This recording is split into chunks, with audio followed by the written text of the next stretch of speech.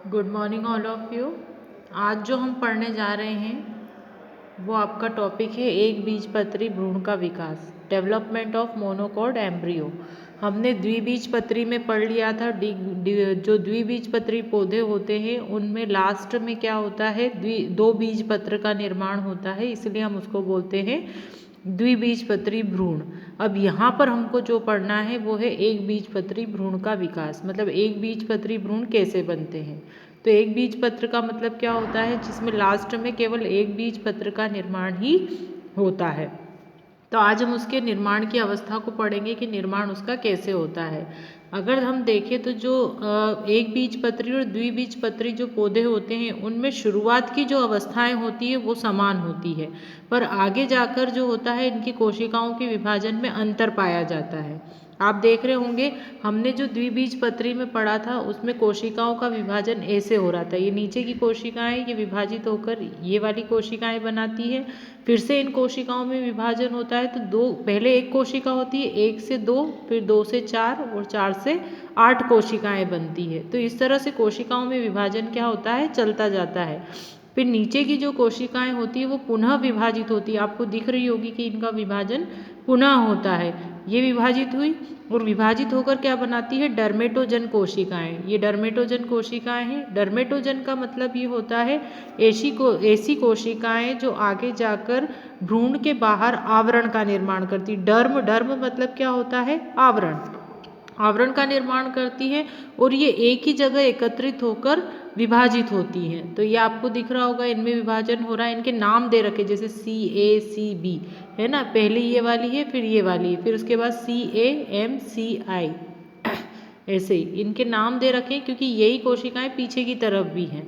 फिर से इनमें विभाजन होता है और इस तरह से कोशिकाएं विभाजित होती है। आप नाम इनको अपने अनुसार भी दे सकते हैं, चाहो तो ABCD करके नाम भी दे सकते हैं। इनमें विभाजन हुआ, पहले ये 2 थी फिर 4 हुई, 4 से 8, 8 से 16, 16 से 32। तो इस तरह कोशिकाओं में क्या होता है, विभाजन होता रहता है। अब आप देखिए ये कोशिकाएं, नीचे की तरफ की कोशिकाएं पूरी तरीके से विभाजित होती रहती हैं और ऊपर की तरफ की कोशिकाएं जैसी के जैसी बनी रहती है। और ये क्या होती है, एक जो पॉइंट होता है वहाँ से किससे जुड़ी होती है, बाहरी आवरण से जुड़ी होती है। जैसे आपने मटर में देखा होगा, चने में देखा होगा कि वो एक कोने पे से जुड़े होते हैं उसके कवर से या आवरण से। तो इस तरह से इनमें कोशिकाओं में विभाजन चलता रहता है। तो इसका जो चित्र है ये वाला है। यहाँ से इसकी अवस्थाएं 1 2 3 4 5 और 6, और ये लास्ट में एक परिपक्व जो भ्रूण है, एक बीजपत्री भ्रूण की संरचना है। अब हम इसकी थ्योरी को थोड़ा सा देखते हैं कि जो एक बीजपत्री भ्रूण होते हैं उनकी प्रारंभिक अवस्थाएं कैसी होती है, द्विबीजपत्री भ्रूण के समान ही होती है, परंतु विकास के बाद की अवस्थाओं में अंतर आ जाता है। विकास के बाद की अवस्था मतलब कि जब ये पूरी तरीके से मैच्योर हो जाते हैं या परिपक्व हो जाते हैं तो फिर इनकी अवस्थाएं क्या होती हैं, बदल जाती है। तो परिपक्व एक बीजपत्री व द्विबीजपत्री बीजपत्र भ्रूण में मुख्य अंतर बीजपत्रों की संख्या है वो प्रांकुर की स्थिति है। प्रांकुर की स्थिति क्या, हमने जो एक द्विबीजपत्री पढ़ा था उसमें भी प्रांकुर और मूलांकुर 2 भाग पढ़े थे। क्या होते हैं मैं बता देती हूँ। जो ये बीजपत्र बनते हैं तो बीजपत्र में 2 भाग होते हैं, एक प्रांकुर होता है और एक मूलांकुर होता है। तो प्रांकुर और मूलांकुर से किसका निर्माण होता है, जो प्रांकुर वाला भाग होता है, अगर हम बीज बोते हैं तो एक भाग ऊपर जाता है और एक भाग नीचे जाता है। तो जो प्रांकुर वाला भाग होता है वो क्या करता है, वो तने का विकास करता है, और मूलांकुर वाला भाग क्या करता है, जड़ का विकास करता है। तो इनमें अगर देखा जाए तो इनकी स्थिति में ही अंतर इनमें पाया जाता है। चूँकि द्विबीजपत्री का मैं बता चुकी हूँ आपको, तो किसी कारण किसी एक बीजपत्री पौधे में भ्रूण का विकास प्रारूपिक नहीं कहा जा सकता, क्योंकि विभिन्न पौधों में अलग अलग रूपों में पाया जाता है। मतलब हर पौधे में जो होता है वो ये अलग अलग तौर पे होगा। तो युग्मनज एक अनुप्रस्थ भित्ति द्वारा एक बड़ी आधार कोशिका, इसमें कौन कौन सी कोशिका होती है, बेसल सेल होती है और दूसरी सेल को हम बोलते हैं टर्मिनल सेल। तो बेसल सेल को टर्मिनल सेल को, या आप दिख रही हो कि बेसल सेल को बोला गया है CB, यहाँ पर दिख रही है आपको ये CB, ये कौन सी सेल है, ये बेसल सेल है, बेसल सेल। और ये वाली कौन सी है, इसको बोलेंगे हम टर्मिनल सेल। ठीक है। दो सेल होती है, एक आधारीय कोशिका होती है और एक अंतस्थ कोशिका होती है। अब अंतस्थ कोशिका एक अनुदैर्ध्य विभाजन द्वारा दो कोशिकाओं में विभाजित होती है। तो आपको दिख रही होगी टर्मिनल कोशिका क्या होती है, विभाजित हुई है, ये नीचे दिख रही होगी आपको, विभाजन द्वारा दो कोशिकाओं का निर्माण करती है ना, एक इधर है और एक इधर है। फिर से इनमें विभाजन होता है और आप ये देखिए दो से कितनी कोशिकाएं बन गई, चार, और इधर भी चार बन जाती है। तो इस तरह से ये क्या बना लेती है, क्वाड्रेट बना लेती है। क्वाड्रेट का मतलब होता है चतुष्टांक, मतलब नीचे की कोशिकाएं अगर चार में विभाजित हो गई, दिख रही है आपको, एक, दो, तीन और ये चार, तो इसको क्वाड्रेट बोलते हैं, ये चतुर्थांश बोलते हैं। ये कोशिकाएं विभाजित होकर दो हिस्से बना लेती है। कौन कौन से हिस्से बनाती है, एल और एल डैश, ये दिख रहा है आपको, ये बीच में एक लाइन दिख रही होगी ये वाली, ये, और ये क्या बना लिया इसने, एल और एल डैश। पहले किस में डिवाइड थी, एल, एल डैश, एम और एन में। अब ये पूरी तरीके से विभाजित होकर क्या बनाती है, एल और एल डैश बना लेती है। इसमें एल क्षेत्र बीजपत्र के नीचे का भाग बनाता है। ये वाला जो भाग है ये नीचे का होता है, ये आपको दिख रहा होगा, एल डैश जो होगा वो कहाँ का होगा, नीचे का होगा, किसका, बीजपत्र का। और ये वाला जो भाग होता है ये किसका होता है, ऊपर वाला भाग। तो इससे आपको समझ में आ गया होगा। तो इस तरह से अगर देखा जाए तो कोशिकाएं सीआई एक अनुप्रस्थ विभाजन द्वारा एन और एन डैश में डिवाइड होती है। ये यहाँ की ऊपर की जो कोशिकाएं हैं वो भी विभाजित होकर क्या बनाती है, एन और एन डैश कोशिका। ये नाम आप आपके अनुसार भी दे सकते हो, पर्टिकुलर यही नाम हमको नहीं देने, बस आपको यही बताना रहता है इसमें कि विभाजन कहाँ पर हो रहा है। नीचे की भी कोशिकाएं विभाजित होती है और ऊपर की भी होती है। नीचे में विभाजन ज़्यादा होता है और तेजी से होता है। तो कोशिका सी आई जो होती है एक अनुप्रस्थ विभाजन द्वारा एन और एन डैश में बढ़ गई, ये ऊपर वाली है ना। फिर क्या होगा, सबसे ऊपरी एन होती है जो विलंब सस्पेंसर बनाती है, क्योंकि एन मूल गोप का कुछ भाग बनाती है। एन जो कोशिकाएं होती है वो क्या बनाती है, रूट कैप बनाती है। रूट कैप अगर आप द्विबीजपत्री पौधे की अगर द्विबीजपत्री भ्रूण का अगर विकास को आप पढ़ लोगे तो आपको ये चीज़ समझ में आ जाएगी कि रूट कैप क्या होता है। रूट कैप क्या होता है मैं एक बता देती हूँ। जैसे मान लीजिए जड़ है, तो जड़ का ये कोने वाला जो भाग होता है इसको बोला जाता है रूट कैप। तो जो शेष भाग होता है उसका निर्माण एम कोशिका से होता है। अब इसमें एम कोशिका कहाँ है, यहाँ है। तो वलकुट बनाती है, कॉर्टेक्स बनाती है, मतलब कि जो बीज होता है या भ्रूण होता है उसका सबसे ऊपरी जो भाग होता है, स्तर जो होता है, उसका निर्माण एम कोशिकाओं से होता है। तो नाम तो आप ABCDEFG जो भी देना चाहे दे सकते हैं, है ना। तो इस तरह से एक बीजपत्री भ्रूण में विकास जो होता है इस प्रोसेस के दौरान होता है। अब मान लीजिए भ्रूण बन गया, अब जो भ्रूण बनता है उस भ्रूण से किसका विकास होता है, एक बीजपत्र बन जाता है। यही पढ़ा है हमने, एक बीजपत्री और द्विबीजपत्री भ्रूण का विकास, बीजपत्र, बीजपत्र पढ़े। अब अगर इसके ऊपर एक कवर बन गया तो ये क्या बन जाएगा, बीज बन जाएगा। तो अब जो हम पढ़ेंगे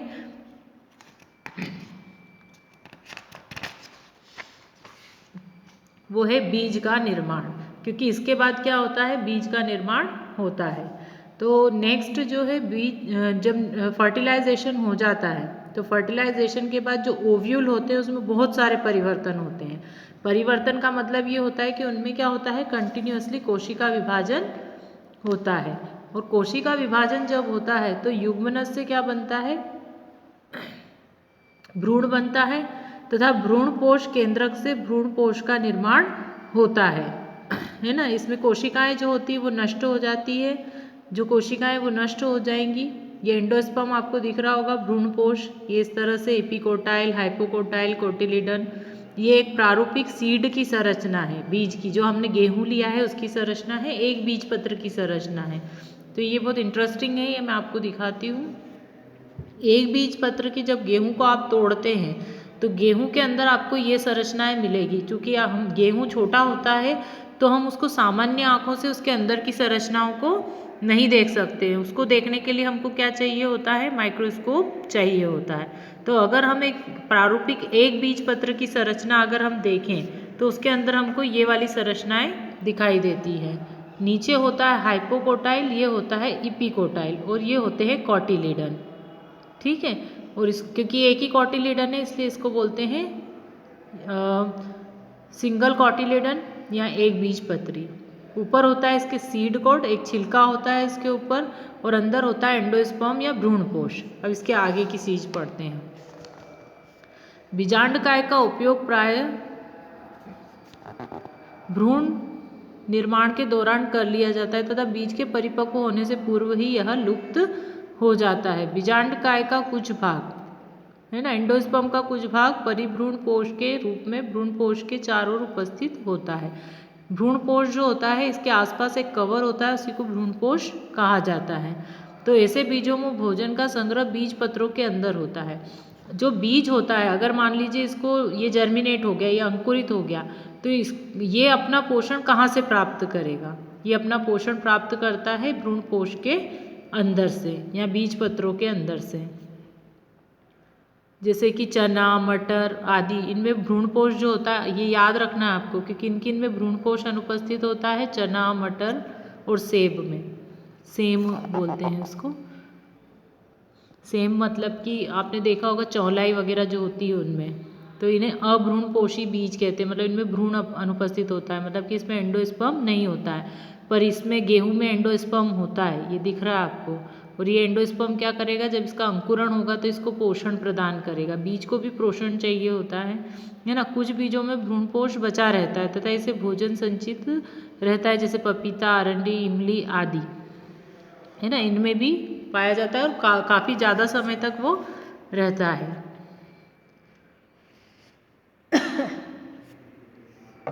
फिर है बीजांड के दोनों। अब एक प्रारूपिक बीजांड की संरचना देखते हैं हम।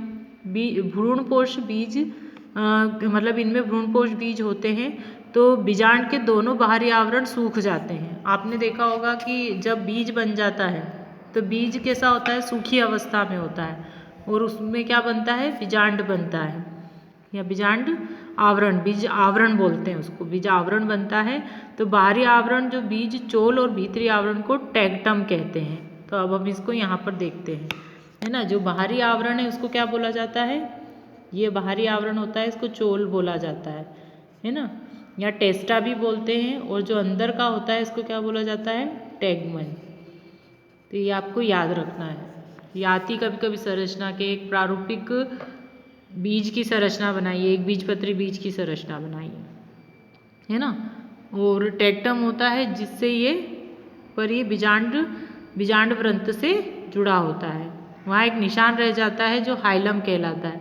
आपने देखा होगा जिस हिस्से पर बीजांड जुड़ा होता है उसको क्या बोला जाता है, हाइलम, या बीज जुड़ा होता है। मैंने बताया कि मटर और इनमें एक हिस्सा होता है जहाँ पर ये कवर से जुड़ा होता है। कुछ बीजों में एस्फोलिडस आदि में एक तीसरे प्रकार का भी आवरण होता है जिसको एरिल बोला जाता है। एवरिल मतलब आवरण, जो बीज को अतिरिक्त आवरण देता है। कुछ बीजों जैसे अरंड में बीजांड द्वार के समीप स्पंजी अतिवृद्धि पाई जाती है जिसे बीज चोल कहा जाता है। तो आपने अगर देखा होगा, चौलाई की ही बात करते हैं हम, चौलाई में ऐसी, चौलाई का बीज ऐसा होता है, ऐसा। तो यहाँ पर एक संरचना होती है जिससे कि ये क्या होता है, कवर से जुड़ा होता है। ये मान लीजिए ये फली है उसकी और ये इससे कवर से जुड़ा है। तो ये वाला जो हिस्सा होता है, ये वाला भाग, उसको क्या कहा जाता है, कैरुनकल बोला जाता है, बीज चोल बोलते हैं उसको। तो यह बीज जो अंकुरण के समय जल अवशोषक का कार्य करता है। इसका काम क्या होता है, आपने देखा होगा कि जब भी चौलाई के बीज, अगर हम चौलाई की फली लाते हैं तो उस फली अगर वो गीली हो जाती है तो उसमें से एक वाइट वो निकलने लग जाती है ना, जड़ जैसी निकलने लग जाती है। तो मतलब वो उसी के अंदर क्या होता है, अंकुरित करता है। तो ये क्या करता है, एक तरह से ये वाला भाग जल का अवशोषण करने का कार्य करता है। बीजांड के सरल घुलनशील भोज्य पदार्थ जटिल अघुलनशील पदार्थों के रूप में परिवर्तित हो जाते हैं। जब इसको किस में बदलना होता है, जब इससे जड़ और तने का विकास होने लगता है तो इसमें जो घुलनशील सूखता है, एक्चुअली देखा जाए तो जब बीज सूख जाता है तो सूखते समय क्या होता है, जो घुलनशील भोज्य पदार्थ है वो किस में बदल जाते हैं, अघुलनशील, मतलब सूखी अवस्था में वो बदल जाते हैं। तथा भ्रूणपोष का बीज पत्र में एकत्र हो जाता है। जो भ्रूणपोष होता है वो कहाँ चला जाता है, भ्रूणपोष जो होता है वो अंदर की ओर उपस्थित होता है और उसमें भोज्य पदार्थ जो है वो एकत्रित हो जाते हैं। पानी धीमे धीमे कम हो जाता है, बीजांड के अंदर जो क्रियाएं वो भी धीमी हो जाती है और भ्रूण जो होता है वो निष्क्रिय अवस्था में चला जाता है जिसको बीज प्रसुप्ति कहते हैं। अभी ये मैं बता देती हूँ आपको कि बीज प्रसुप्ति क्या होती है। जैसे कि आपने कोई फली को तोड़ा है ना, और उस फली को तोड़कर आप क्या करोगे, उसके बीजों को आप रख लोगे, और जब आपकी इच्छा होगी तब आप क्या करोगे, उसको बो दोगे। जब आप उसको बोओगे तो उससे क्या होगा, नया पौधा बनेगा। तो जब से आपने उसको सुखा कर रखा है, मतलब जब से वो बीज जो है वो सूखी अवस्था में आया है, और जब तक हम उसको बोते हैं तो उसके बीज की जो अवस्था होती है उसको हम बोलते हैं डॉर्मेंसी पीरियड। डॉर्मेंसी मतलब कि प्रसुप्ति। तो यहाँ पर भी ऐसा ही होता है, जब बीज सूखता है तो सूखने के बाद उसका क्या होता है, सूखने के बाद उसकी सारी चीज़ें, मतलब पानी का अवशोषण कम हो जाता है, और आपने देखा होगा कि जिस हिस्से से वो ऊपरी कोट से या कवर से जुड़ा होता है वो हिस्सा भी खिर के अलग हो जाता है। और अंदर अगर आप चने को भी बजाओगे तो उसके बीज की आवाज़ आपको आती है। तो मतलब जो बीज वाला हिस्सा है वो उसके बाहरी आवरण से क्या हो गया है, अलग हो गया है। तो इस तरह से एक बीजपत्री और द्विबीजपत्री, बीज का विकास भी हो गया, बीज के विकास के बाद बीज सूख भी गया। अब हमको क्या करना है, इसके फल के निर्माण को देखना है। अब कुछ बीज होते हैं जिसके ऊपर जो फल भित्ति होती है, मतलब आप ऊपरी जो भित्ति होती है वो क्या बना लेती है, एक सॉफ्ट संरचना बनाती है जिसको हम फल कहते हैं। आपने देखा होगा, जैसे मान लीजिए हम जामफल की बात करते हैं, तो जाम के जो बीज होते हैं तो उसके आसपास का जो हिस्सा है वो हम खाने में उपयोग करते हैं। तो जो सॉफ्ट भाग होता है उसको हम बोलते हैं फल भित्ति। मतलब बीज के आसपास की जो आवरण होता है वो फल भित्ति होती है जिसको कि हम खाते हैं। तो ये आगे यहाँ तक तो हमने बीज का निर्माण पढ़ लिया है। एक और मैं आपको बता देती हूँ, ये ऊपर वाला जो हमने पढ़ा था वो एक बीजपत्री था, ये वाला द्विबीजपत्री है। द्विबीजपत्री बीज की जब हम कटिंग करते हैं और माइक्रोस्कोप से इसकी स्लाइड को जब हम देखते हैं तो हमको ये हिस्से दिखते हैं। ये वाला जो भाग है इसको हाइपोकोटाइल कहते हैं, इसको इपीकोटाइल, ये कोटिलीडन और ये सीड कोट। अगर आप इसको देखोगे ये दोनों संरचनाएं महत्वपूर्ण हैं। कभी कभी इसको दे देते हैं और इसकी लेबलिंग करने को देते हैं। लेबलिंग मतलब कि इसका आपको नामकरण करना होता है, और कभी कभी इसको आपकी मतलब संरचना बनाने को भी दी जाती है। तो एक बीजपत्री की संरचना और द्विबीजपत्री बीज की संरचना है ये जो मैं आपको सेंड भी करूँगी इसके आंसर। तो द्विबीजपत्र में सबसे बाहरी आवरण वही होता है, सीड कोट, फिर कोटिलीडन, फिर इपीकोटाइल और हाइपोकोटाइल। तो कोटिलीडन, एम्ब्रियो और हाइपोकोटाइल ये तीनों भाग होते हैं एम्ब्रियो के, है ना। और ये वाला हिस्सा आपने देखा होगा, चना जो होता है वो ऐसे हिस्से से जुड़ा होता है ना। तो ये जो होते हैं एक बीजपत्री और द्विबीजपत्री बीज होते हैं। अब इस बीज के ऊपर जो आवरण होगा उस आवरण को बोलेंगे फल, है ना। जो ये आपको दे रखा है, जो मैं आपको नेक्स्ट वीडियो में बताऊंगी कि किस तरह से ये फल का निर्माण होता है। Thank you.